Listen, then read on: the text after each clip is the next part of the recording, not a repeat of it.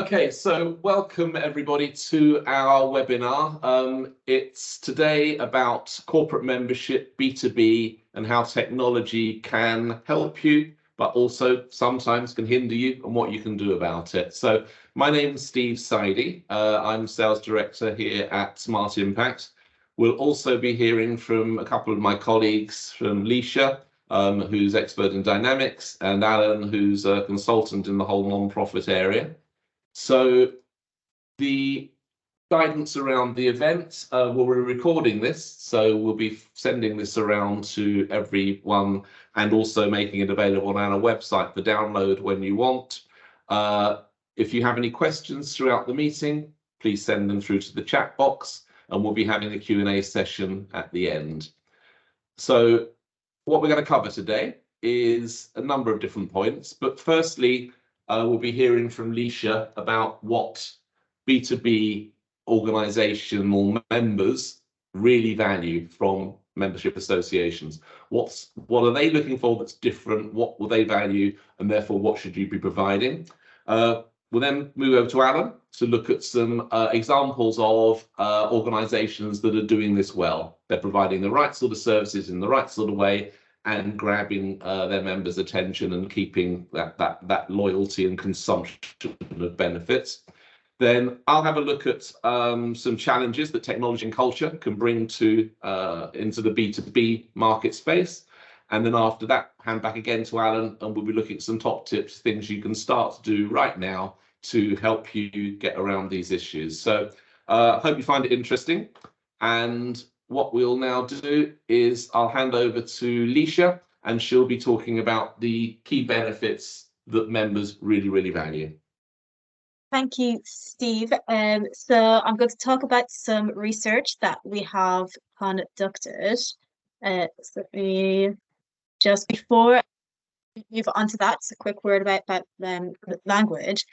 So as you know, we're talking about membership organizations and B2B membership. However, this is inclusive of trade organizations, federations, chambers of commerce. So when we speak about membership organizations, we actually include all of these. And some of these B2B membership organizations have actually been some of our very first customers, which are with us today. So we've been working with these for years. So that's how we really grew our knowledge and understanding of what they actually value from their membership. Okay, so now about our research. So we spoke to over 150 corporate members across B2B organizations. And these is what we have asked them. So this is just a snapshot of some of the questions. And now I'm going to talk about our findings with you, just to show you what your members are really looking for you as their membership organization. Okay. Okay, so I'm going to be speaking about industry news and insights, industry research, CPD, professional development, advocacy and influence, lobbying, like that, what they can pay for, networking opportunities, and exclusive resources and support. So beginning with the first one, so industry news and insight. What they really value is the news, of course, how the news impacts them. So what's really valuable, if you can show them how different things are happening, and if you can show how that may impact their organization or their business and things like that, is really valuable. So if you can show that on their website, that's something that they really seem to enjoy. Yeah, so as I was speaking about in industry research, okay, so it doesn't have to be all original, so it doesn't have to be research that you have done or anything like that. However, all of that information collated together is something that they really seem to like. And also varied content. So they like long articles, short articles, case studies, opinion pieces, things like that, and also in various different formats as well. So they like having the option to maybe watch videos, listen to podcasts instead of just reading articles all of the time. So having those various different options, people engage in different ways, is what they really seem to value. And next, we have professional development and education. So now B2B membership organizations They are willing to pay for CPD, and especially if it is specialized. So if you offer something that is different or very special for your members, they're definitely willing to pay for that, and especially if nobody else is offering it also. And so that's something to keep in mind, that businesses are willing to pay you for that type of CPD and education that they can't get anywhere else. So it's very important to make that clear to your members that you are the one-stop shop for those type of educational services, and that's what you offer, and they may even pay you for it. Okay, similarly, empathy and influence. So they like to feel like they're part of something greater. So your members are all your members for a reason, because they have something in common. So if you can find a way to make them feel like they are something greater, they all share that common interest, and you're advocating for them because you have that common goal as well. They really like that, and how that can be used to lobby in terms of their interest as well. They feel a lot more involved. Okay, next we have commercial offers. So this is Ipsy. So this is one of our B2B customers, and basically they offer membership for the self-employed. And as you can see, you can buy things from here, such as contract review services and things like that. And so this also shows that they're trying to sell to your membership organizations as well, if at all possible. And next we have networking opportunities. So your B2B members, they like being able to communicate with one another. And this kind of goes back to how I was saying, but they all have something in common. So they like to hear about what their peers are saying, and they like to have that option to have a two-way communication with other people who are also your members as well. Something we offer for this is a community platform, like a discussion group where people can post ideas, what's been happening for them, what's been happening in the news, and then other people can see that and respond, and it gets a good thing going. And then lastly, what came out of our research is access to exclusive resources and support. So they So usually on your website, you might have some general content that everybody can see. However, behind a sign-in wall, usually you would have your more rich content that you would expect members to only be able to access if they are a member, and they might even have to pay for it as well. But members actually really like this, because it makes them feel special. It makes them feel like they're getting very rich content, and it's very valuable as well. So they really like the fact that you offer them exclusive resources and support for them being a member. Okay, thank you for that. And now it's over to Alan. Great, thanks a lot, Leisha.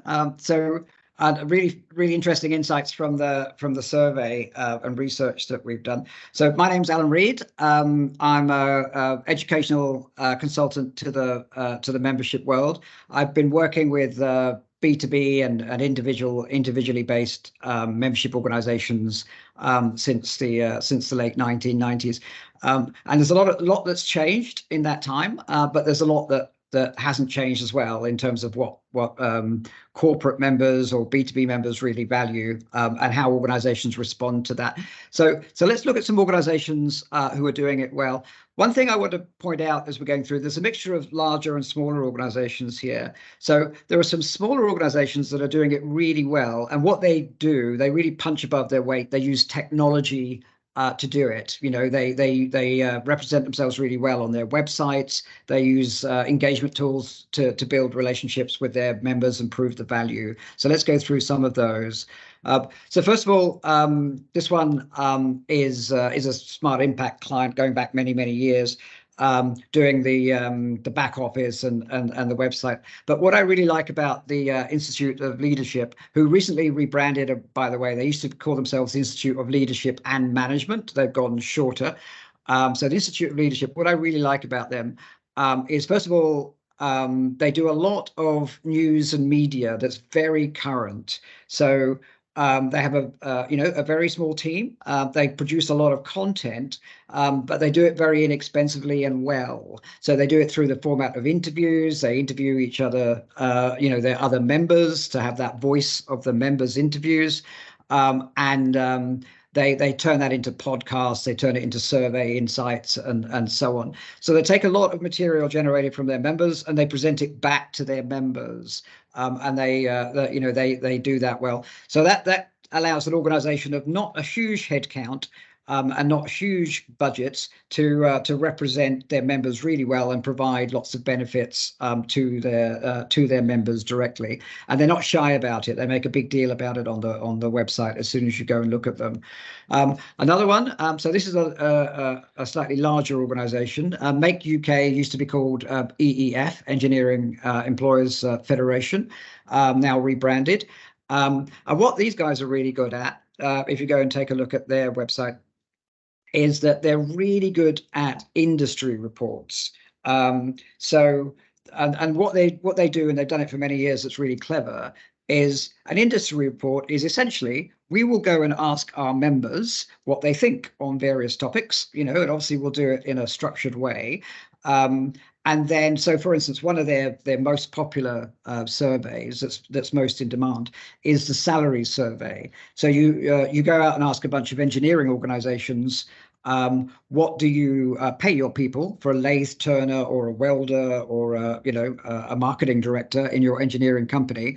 And then they publish these results back to the members, and the members think this is invaluable because, of course, everyone's in a recruitment loop all of the time and wants to keep up. So they essentially use their members to generate information and then provide it back to the members, and that's what keeps members coming back and keeps them current. So they're very good at producing that kind of content, as well as really good news and content on their homepage. Another example I like a lot is the Federation of Small Businesses. So where they're really strong is they're really strong on commercial offers and benefits to their members. They make a really strong case to say it's cheaper to be a member of the FSB than it is not to be a member of the FSB. This is because their commercial offers are things that you probably need anyway, like you need insurance, you need some kind of banking service. You're probably going to plug into some kind of HR and accounting service as a small business. Well, we know that those commercial companies are desperate to sell to our members. So what we're going to do is we're going to go and negotiate with those commercial companies. You can't go and approach our members directly, but you can make offers available that we will promote on our website, and then they can come to you. And because you're so desperate to get to our members, you're going to offer that at really reduced rates and so on, which is a 3 times win: a win for the commercial company, a win for the member, and a win for the FSB in terms of recruitment and retention of new members. So you can't really argue with results. That's 150,000 members that they have there, and they do these things. Their main thing is the commercial offer, but they also do lobbying, really good training offering. With something like 600 training courses available, and they paint all of that as really strong member benefits. So IEMA, Smart Impact, I've been working with IEMA for many years, and one of the things that they are really strong on is digital assets, and then the controlled availability of those digital assets. You'll notice the little padlocks around some of the content on the right. So what they do is they you come to the website. There's quite a lot of there's a ton of content there, back catalog of content, news, things that are current, and of course in the financial world, lots of regulatory advice, lots of stuff to protect you on crypto and so on. And you can, as a member of the public and a potential member, you can read some of this stuff completely for free. Others, you can read the first page completely for free, but then you have to join to get further with that. And all of that's controlled in the CRM and in the website content management system to allow them to profile who's reading their content, how far they can go, and then of course to use that information to prove the value back to members and potential members. You'll see across the top, they do a digital assets news feed, consultations back to you, and lots of different multimedia content. So, and again, they produce that very inexpensively. One of the lines that we use is that any 14-year-old can create a video these days pretty much for free. You don't need the production studios. You don't need the hugely expensive environments anymore to do this kind of thing. It's mostly about the appropriate use of your existing technology, your a CRM and web portal, and a little bit of imagination, bringing those things together.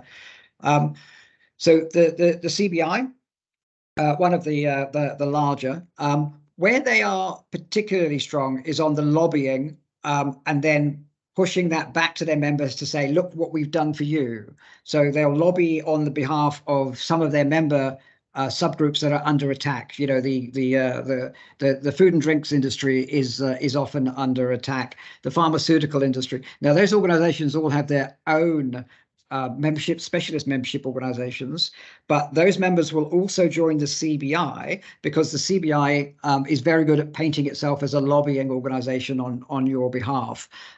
So they'll survey people, they'll find out what they think, and then they'll take that information up to government or to whichever regulatory body is appropriate.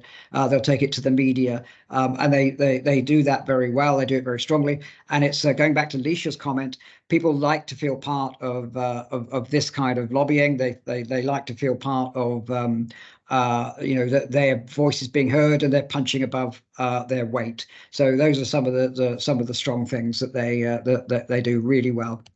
They have a podcast as well, content with new stuff and more in-depth material. They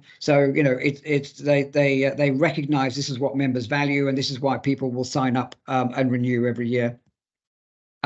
So one of the things I thought it would be worth doing as part of illustrating some of these points and how organizations do punch above their weight.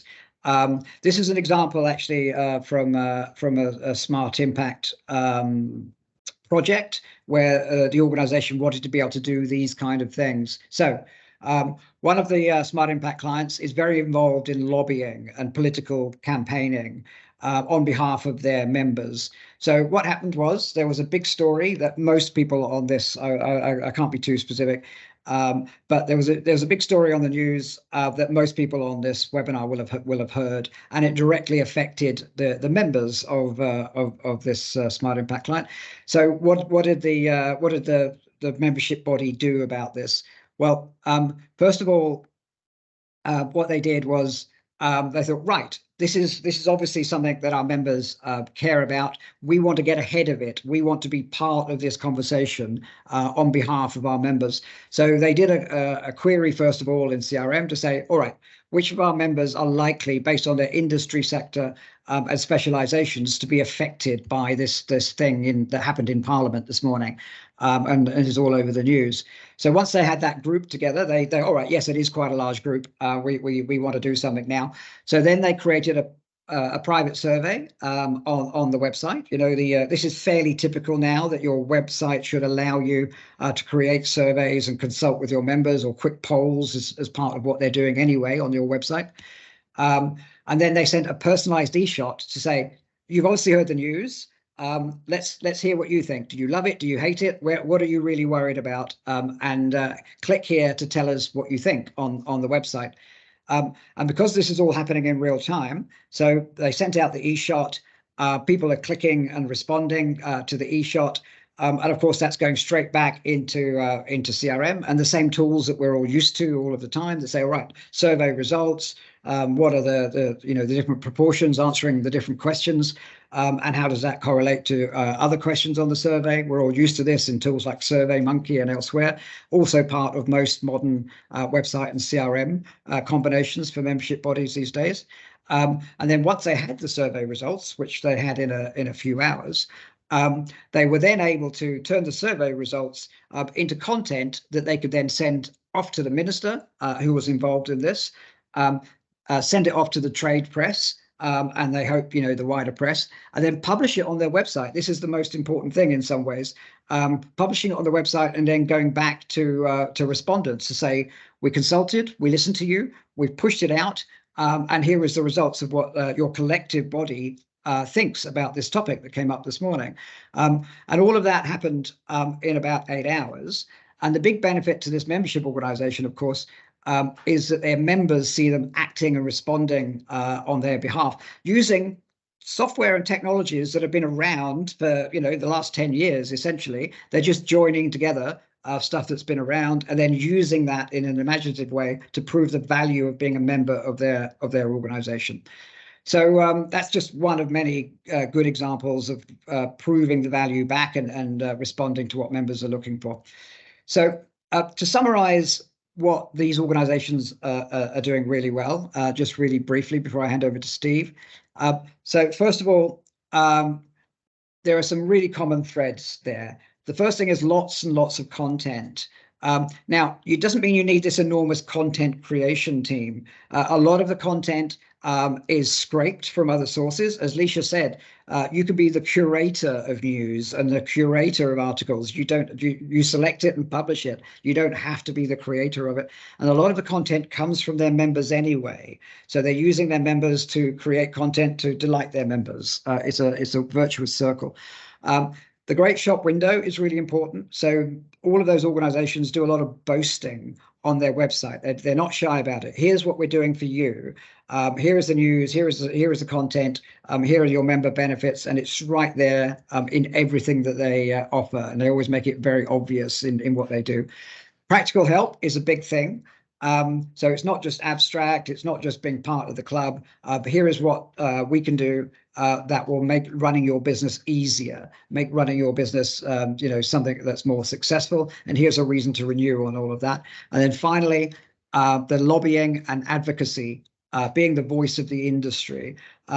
So across all of the research, the organizations that spent most time doing these 4 things are the ones that had the least trouble attracting new members and persuading new members to renew. What I'll be covering now is a little bit about the cultural and technical challenges that B2B membership associations face and what that means to members, and then we'll come on to what you can do about it.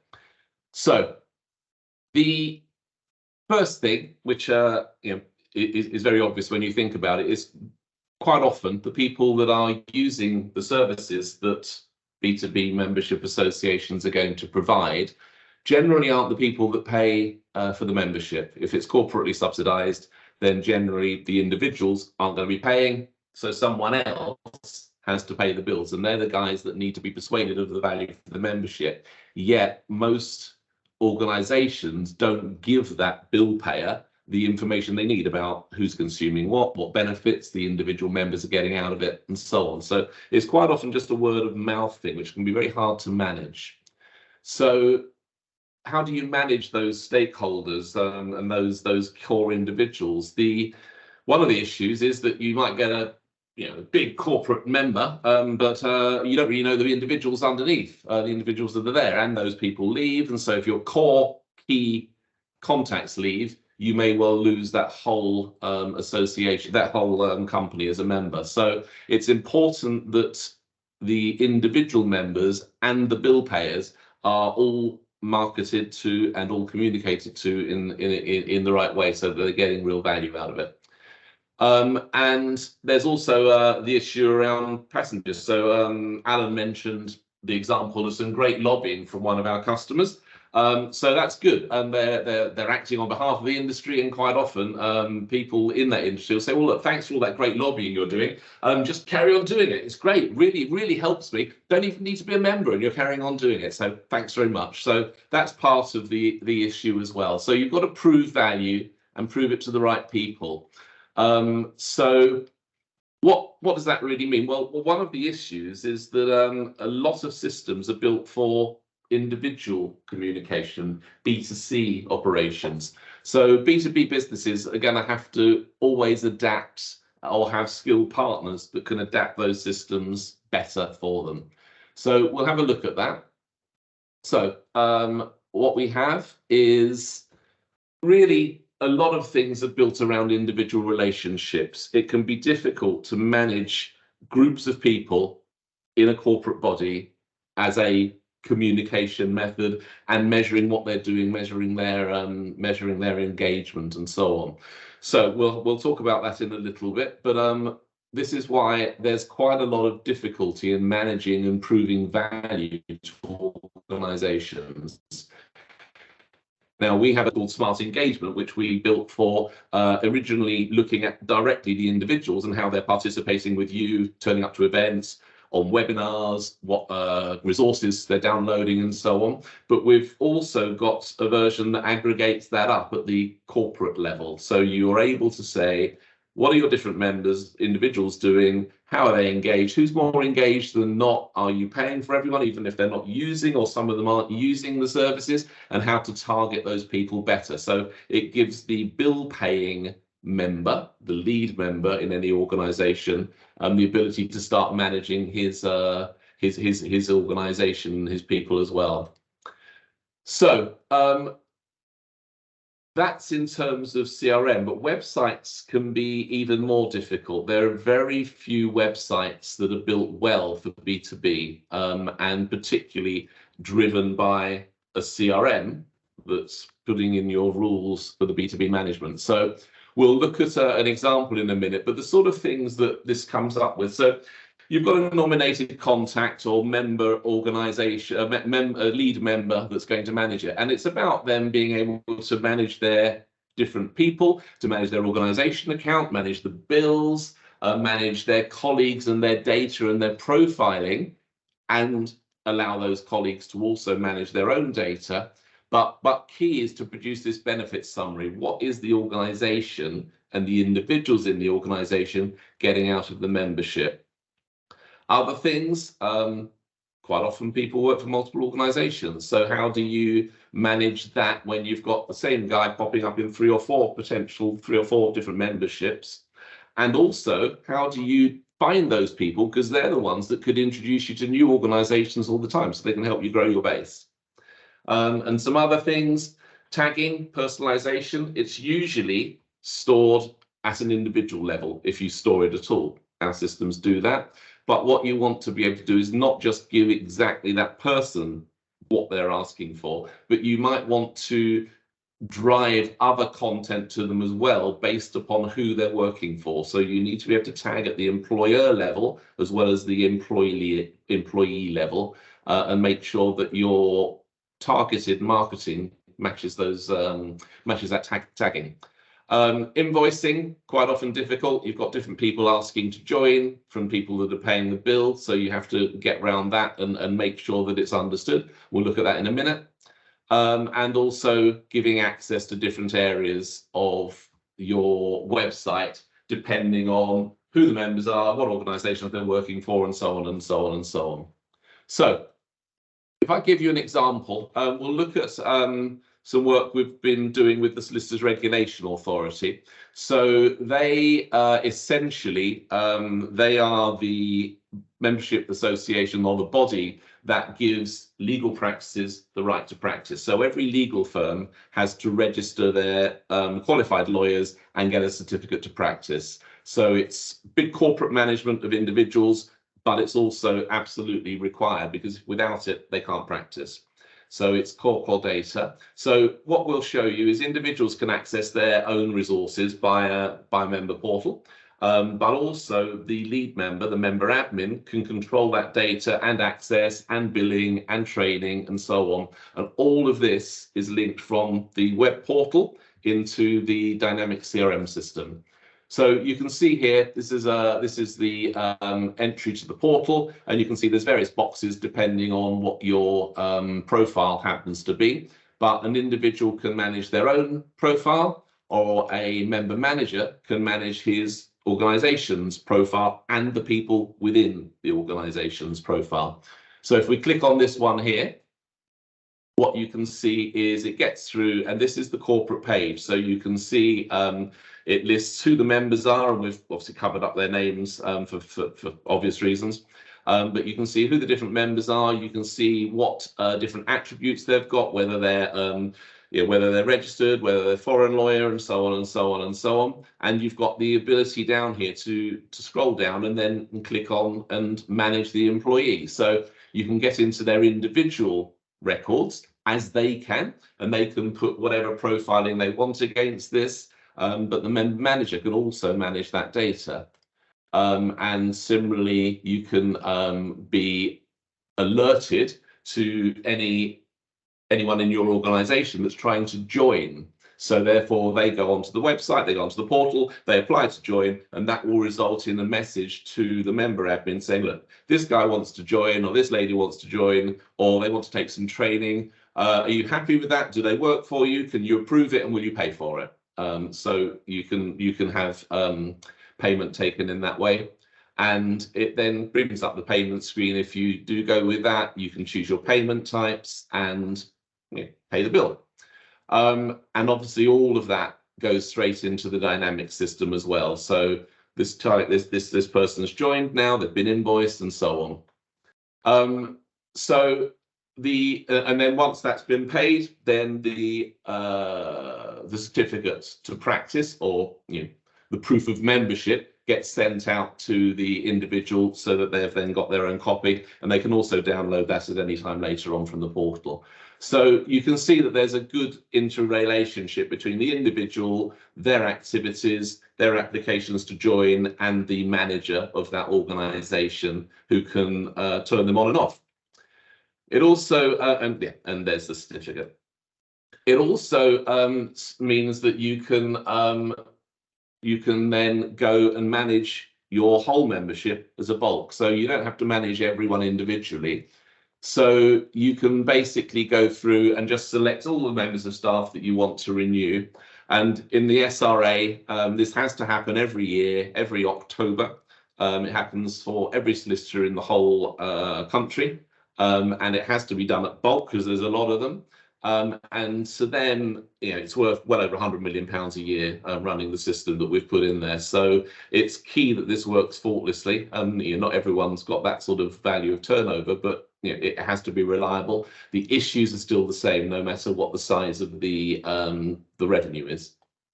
So you can see here, again, back to that screen I showed you earlier, you've got a bulk renewal screen down here, and it's a simple box. You can essentially just go through and click this on or click it off for the various individuals. So what you might do is, as someone leaves in the year, you would turn them off from the bulk renewal next time round, and your systems can do that automatically. As new joiners join, you can approve them, and then you can add them to the bulk renewal. So the reason that it gives you this option here is that, again, some solicitors work for multiple firms, so they only need to be registered once. So it's an individual registration. They might be registered elsewhere, so this firm wouldn't want to pay for them if they're a sort of locum. So, and similarly with training. So members can go in and book their own training, or request that the firm pays for their training as well. If they request for the firm that they get paid for training and exams, then obviously the notification has to go through to the manager, and they can then accept or reject it. So again, here's a training, you're sending in, so you're filling in the different details that you want to do, and this goes straight into the dynamic system, which the organizations can use directly or via their website. But you can see that multiple people can have a training approver role. In fact, you can't see it because I've got it redacted, but there's a role underneath this where you can say, right, these people have got the approval role, so that it doesn't have to rely on one person. And essentially, as a training approver, I'll get a notification through via email directly from the system when that members apply for training. They said, right, this guy's applied for training. Do you want to approve it or not? So this is what you need to do. And you can go through here and you can see that the people that have applied, and these are pending applications, and you can see that there's awaiting review and the edit button. So you press on edit and you can go through and start to approve or reject. So we'll go down the bottom here and you just go through get, and no. So you basically deciding who you want to go through. And applicant number 3 has been rejected. Their training hasn't been approved, but the others 2's has, and so off it goes. And therefore it's very easy to manage it, and you can start to then see information about who's taken the training, how far they're through it, and so on and so on and so on. So that's what I wanted to show about how you can manage through a portal on a B2B basis. Couple of screens for internal CRM as well. So this is Microsoft Dynamics, and it's an example of, in this case, Goldman Sachs. But it's showing you that you've got lead contacts, which is François Truffaut and Alain Delon, and then you've got various people underneath it. So you can start to see who your key contacts are, but also build other contacts underneath that as well. So it's got quite a lot of information that you can start to store, and you can see the different tabs that you might want to hold. But you can then say, well, start to show me the different parts of the Goldman Sachs empire, and where are they? And then you can obviously click on these and you can start to see their staff as well. So it's got hierarchies of different organizations. And you can also go in, and Dynamics has got these nice views where you can start to see corporate hierarchies, i.e. the different branches within an organization, but you can see the different people and which branch they're working for as well. And these are all interactive. So if you click on any of these, it'll take you to their full details. So it's quite easy to start navigating and managing interrelationships and hierarchies of organization and quite complex data. So back to some of the difficulties that you find quite often in if you're a B2B organization within CRM systems and websites. So these are things that we've added into our application. So for instance, it can be reasonably straightforward for a member, an individual, to say, well, right, you get some free access, you get some free benefits from your membership. But when you've got multiple members under an organization, it starts to become more difficult to track things like first 5 places are free on a course. And this is a common requirement. Have a number of different counts, so for every event or for every time scale or for whatever the rules are, you can start to track who's doing what, and you say, right, now done 5, no more can happen after that. So you can also apply different discounts and membership fees and on applications and so on right across the whole organization. So that needs to be kept at the individual level, but it also needs to be aggregated up to the corporate level, and then some gating done and some rules around that. So these are the sort of things that we've got in the systems that we've been building for the last 10 years. Others, again, it's the ability to be able to give different rates for different organizations depending on what their members are, and track that down through to the individuals.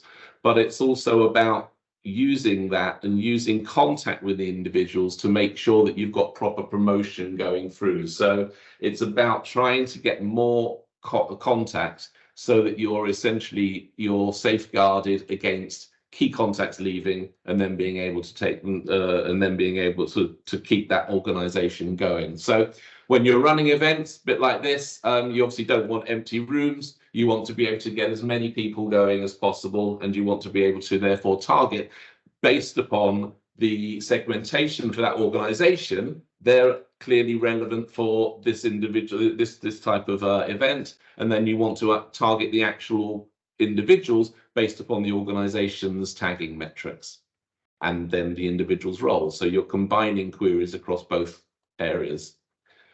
And then the last part is, again, member scoring. So I talked about our smart engagement product that's able to track who's doing what and how they're interrelating with you and how they're engaging with you. And the idea is to look at it over time and see whether that engagement's going up or it's going down. But we can also do that at the organization level. So it aggregates a lot of this up, and it gives that information not only to you, so that you can see whether you think the whole association, the whole member, corporate member, is at risk, but it also gives that to the lead managers, so they can start to see value for money. They can drive up more participation from individual members and so on and so on. And that's a really, really useful analysis to be able to do and to keep bills being paid every year. Okay, thanks a lot for that, everybody.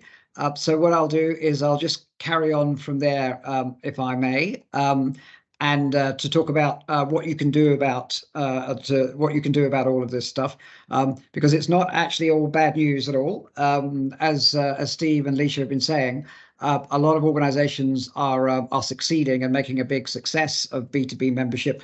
And we wanted to collate for you the things that they are doing that make the biggest differences.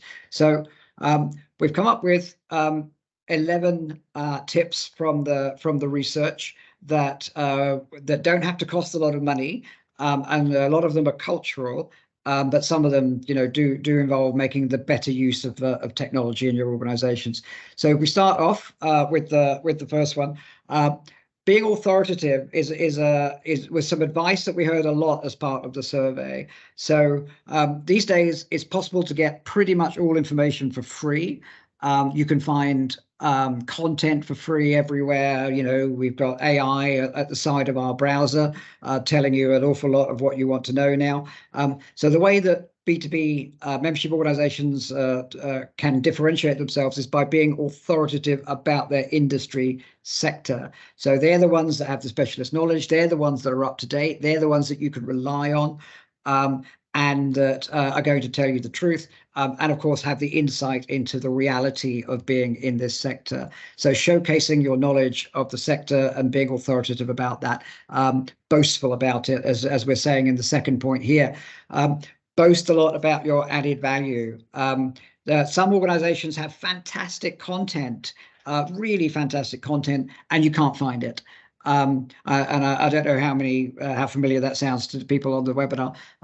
So I have some really good research, really good material that their members would love and value, and then they keep it, in a black box. They're not promoting it near enough.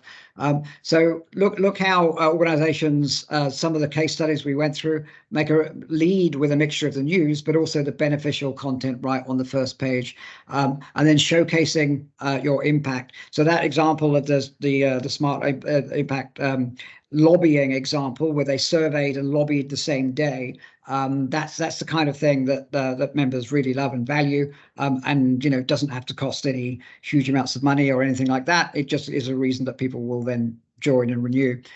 The practical help for your members. So you're doing this anyway in most cases. You are providing that help, you are providing that guidance, but often it's not it's not packaged in a way that makes it obvious to other members that you're doing it. So the more that you're making it clear that this is available, that you are doing it, and using case studies and examples, anything you create, look at how else you can use it. Look at how else you can use it to persuade other members that this is a great thing that is on offer to them. That's what tends to make a big difference for those organizations that are succeeding. Content. Again, there's a kind of myth that content involves huge teams of writers or huge teams of media people. And the reality is we have organizations that are doing it the best, and the entire staff is fewer than 30 people. And the people who are producing the content, there might be one or two dedicated people, but actually they spread the content creation across the events team, across the membership team. They're the ones who are in charge, who are in touch with really good stories that can then be turned into things that can go on the website, even if it's just an e-shot, even if it's just a 4-paragraph article. They turn what's going on into content that they can then play back to their members. And then, give their members a reason for coming back to the website, give their members a reason for being a member and renewing. So focusing on commercial offers. The reality is, for most B2B membership organizations, there are organizations that are very, very keen to sell to your members. So Now, the deal tends to be, we're not going to allow you to approach our members directly, but if you want to come up with something that's really attractive and really discounted and really easy for them to take advantage of, we can let them know it exists, and we can let them know it exists in a way that makes it beneficial to be a member of our organization. And then, of course, there's reduced rates training events, and in some cases, consulting projects, and so on. But it's worth really taking a good look at those partnership programs and offers to be solving a problem for your members. Making it easy and engaging on all channels. A lot of the organizations that we see that have really good research and content, they only do it in written form. They only do it as articles, and they're missing a trick. It's very easy these days to turn it into do an interview with one of your members and get the point across that way. Turning it into an audio podcast is essentially free, and then publish the content that way. People are very, very keen to get their content on your webpage, typically, even if it's directors of your members' organization. They'll see it as career development for them, getting their content out there, helping, they'll put it on their own LinkedIn page and so on. So, turning it into digital assets as well as written assets, we found to be really important. Allow people to consume it the way that they want to consume it. Really, really important for accessibility as well. This is a contentious one, broadening your reach within your member organizations. And it doesn't have to be contentious. So Steve's made the point that, a really typical challenge is that people keep leaving. The person that you sold the membership to, has then gone off to be a director of some other organization. That could be good, that maybe they'll help that other organization join if they're not already a member. But it also means that member organization A could now be at risk. So a really key point for organizations that are succeeding, we found, is this recognition that everyone in the member organization could benefit from your news and content, but most of them don't know about it. So there are some tips and tricks that those organizations do to spread the word within the organization. So first of all, they push and encourage the leadership of their member to disseminate, ease of joining and ease of registering with the membership body. They also have things on the website, for instance, where the leadership of the organization can simply type in the email address of their colleagues, do nothing more, type in the email address, and then the system takes over. If that email address is at a domain name that's owned by their members, it'll just send the person an email saying, hey, you've got all of this free stuff. Just click here to start getting it. And it takes over the whole registration. What are you interested in? We'll send you really personal stuff. We'll send you more industry-wide stuff. And literally any staff member at the organization can nominate another staff member to start hearing about this stuff. And the technology then takes over. A point here about GDPR, don't be over anxious. If your member organization has signed up with you for advice and guidance and content, then it's perfectly legitimate to contact other staff within that organization. You can go to their webpage, you can go to their LinkedIn and get the details of other people and invite them to start taking advantage of this content. It's perfectly legitimate under a legitimate interest basis. You're not going to get in trouble for it. Just make it easy for them to opt in and out, and you can spread the word that way and make sure that your stickiness with that client is across the whole organization. I'm just going to speed up a bit for the interest of time. In terms of content, your members are your best source of content. Look at a couple of examples that we've put up there, some with Smart Impact clients who do this really well. So they essentially survey the members about a given topic and then play back the contents of that survey to the members. Members love it. They have no other way of hearing from hundreds of organizations like themselves or dozens of organizations like themselves. And it's very inexpensive and it's great content. So the more you use your members to create content, the more your members will actually enjoy it. Interviews are a fantastic source. People are generally flattered to be interviewed. Use that as content to then push out to your members. Okay, stop fighting with your software. The reality is, so some of you are in the process of looking for your next systems, or you're considering what to do with your current systems. a strong piece of advice from most B2B membership organizations is to stop fighting it. Only work with organizations that have done this before and that can provide real advice and guidance. So modern CRM out of the box doesn't do B2B terribly well. But there are organizations that have been working in this market for years that you can then take advantage of those organizations and what they've done before. So you can always be about what can we do next, not how do we solve this obvious problem that everyone else should have solved for us. So it should be about guidance, not just about software. Segmenting your audience, Steve has talked about that. So, but the reality is the more personalized the content, the higher the take up, and then the more personalized the content. Again, it's this virtuous circle. And then this whole idea of a single view of the truth. Every salesperson says it at every website or CRM presentation. But the reality is, unless your systems are acting together as one integrated system, you're forever fighting with it. You're forever pretending to be joined up when you're not, and it's a waste of time for your staff. You're not able to present yourselves properly to your members. So that then becomes a real challenge, and you're not able to spend your time doing what you do best and making sure your members have a reason to renew. So integration and suppliers that work across the CRM and the website, for instance, that know about marketing, know about automation and workflow from a B2B perspective, can't be overstated just how important that is. Okay, so I've gone through that really rapidly. All of the content will be sent to you as part of the follow-up from this, so please don't worry about the rapidity of it. I'd just like to go through some Q&A questions that came in, and of course, please drop any new questions into the chat just in the last few minutes. So Steve and Leisha, if I could ask you some questions that came in pre-event. One of the questions that came in was, can I have the same system for individual and corporate membership? Steve, could I pose that one to you first, please? Alan,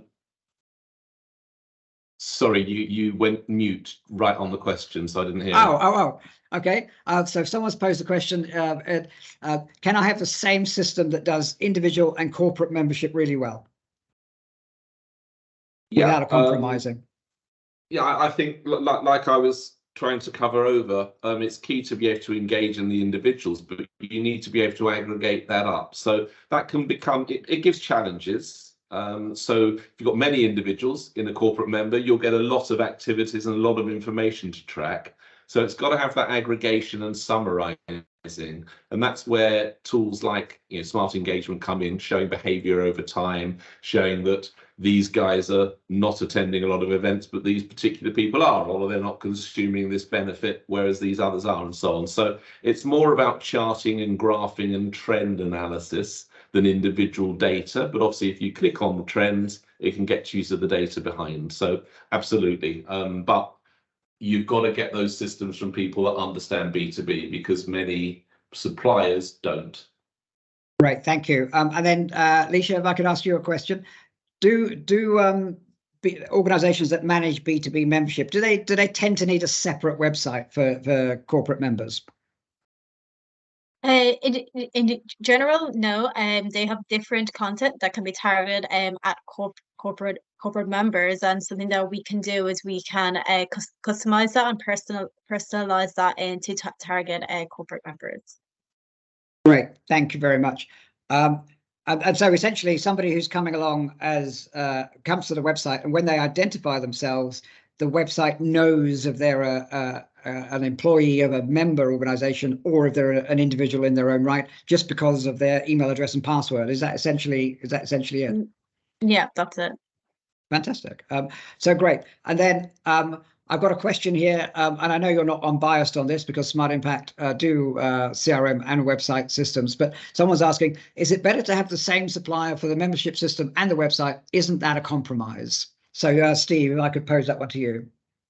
Well, it's a big subject, and if you want to know more, we've got a previous event that we recorded all about exactly that subject, and we've got some more coming up as well.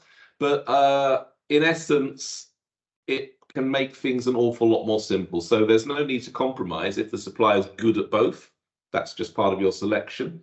So you shouldn't have a compromise system. But what If you can find someone that's good to supply both, then it means you're much more agile. You only need to do things once. You change the CRM, the website can be updated as well if you're adding new fields, if you're trying to change business processes, and so on and so on.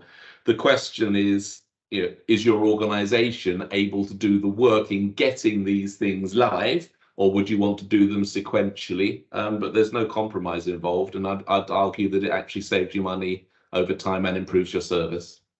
Fantastic. Great. So that's the we're just coming to the end of time, so I won't ask the remaining few questions. We can do that in the email follow-up if that's okay.